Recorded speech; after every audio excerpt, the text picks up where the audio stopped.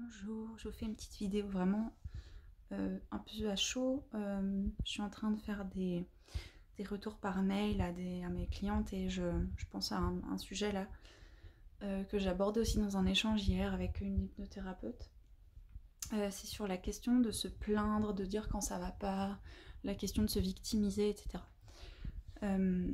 Là en fait, ce que je vois souvent, c'est pas toujours, pas chez tout le monde, mais chez pas mal de personnes qui ont de la boulimie et que j'accompagne, là, ce que je vois souvent, c'est une espèce de croyance qui est faut pas se plaindre, si je dis que ça va pas, je me victimise, et donc il faut que je porte le masque, donc ça renvoie à toutes les questions de faux self. Mais vraiment la croyance de base c'est ça, c'est si je dis que ça va, si je dis ce qui va pas et que je dis que ça ne va pas, ça va embêter les autres, ça va les envahir, et donc je ne dois pas, voilà, je dois pas exprimer ça. Et en fait le problème avec ça, c'est que ça part de quoi? Ça part déjà d'un rejet ou d'un refus, vraiment de reconnaître que ça va pas et d'accueillir que ça ne va pas.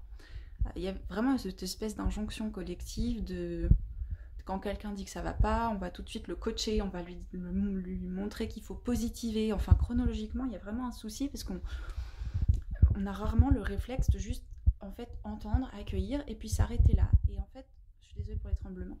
En fait, en général, il n'y a pas besoin de coacher parce qu'une personne qui souffre et qui est entendue, qui est vraiment entendue, hein, vraiment, et qui est entendue, validée, elle finit par se motiver toute seule en fait.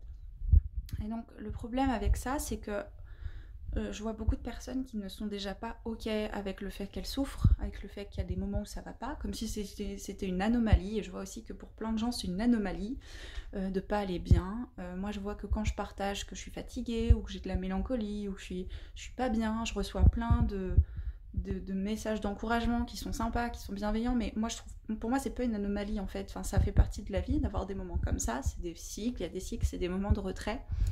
Et pour moi, il n'y a rien à résoudre, c'est voilà, c'est des moments comme ça. Et donc le problème, c'est que quand on n'est déjà pas d'accord, qu'on ne sait pas déjà accueillir le fait que bah, ça va pas et qu'on ne sait déjà pas être honnête avec ça, en général, ce qu'on va faire, c'est qu'on va pas du tout l'exprimer comme il faut. C'est-à-dire que soit on va pas l'exprimer, mais ça va se voir, soit on va finir par l'exprimer, mais pour le coup sous forme de plainte. Et la plainte, souvent, c'est je n'exprime pas sainement ce qui se passe en moi parce que moi je suis déjà pas ok avec ça. Voilà. Et donc le meilleur moyen en fait de se positionner en victime ou de se plaindre, c'est de nier ce qui se passe en soi, de penser que c'est un problème d'être pas bien, d'aller pas bien. Voilà. Donc vraiment, comme d'habitude, hein, le point de départ, la base, c'est bah, j'accepte quoi, ça va pas, c'est normal en fait qu'il y ait des moments où ça n'aille pas. C'est même normal que parfois il y ait plein de moments où ça n'aille pas, où ça dure longtemps. Et en fait, plus on accepte ces moments, moins on résiste, moins on se dit que c'est un problème, une anomalie. Et plus en fait on se rend compte qu'on peut tout à fait vivre avec et qu'ils finissent par passer tout seuls. Voilà, donc la vidéo qui tremble. À la base, voilà, c'était une réflexion vraiment sur le fait de se plaindre, de se positionner en victime, et puis cette espèce un peu de rejet collectif de tout ce qui est désagréable à entendre ou à accueillir. Et le problème, c'est que plus on rejette ce qui se passe et plus on a de chances d'être dans la plainte et donc aussi de ne pas être entendu par les gens en face. Voilà. Si vous avez des questions, des réactions, des objections, des remarques, bah, je serais ravie de les lire en commentaire.